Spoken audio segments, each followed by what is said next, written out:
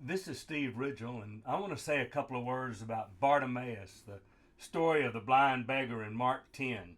We use this a lot with people that are visiting church for the first time, that are interested in hearing about Jesus, that don't have much background, and we talk about their Jesus journey using Bartimaeus as the pattern. How Jesus came by and he jumped up yelling for Jesus. He called him. They said go to him. He did. He got his sight and he followed Jesus down the road. Great story. Great to talk about your Jesus journey. But when it begins, Jesus and his disciples and a large crowd are coming down the road. Now we point that out to talk about the difference between being a follower, a disciple of Jesus, and being one of the crowd around Jesus. I don't know about you, but a lot of churches are full of the crowds, not always the disciples.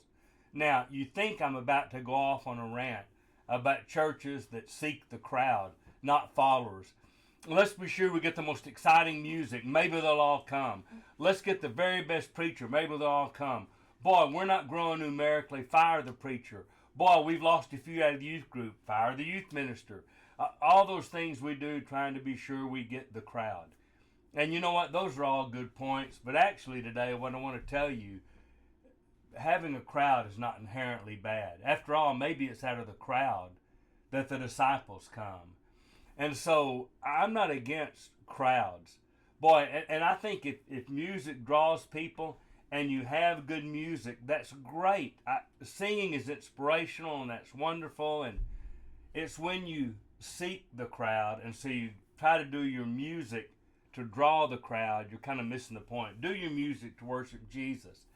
And if it draws the crowd, that's great. Same thing with the preaching. Be careful looking for the entertaining speaker that'll draw the crowds, because you may not get a lot of Jesus in that. Or you'll be really, really shallow in that.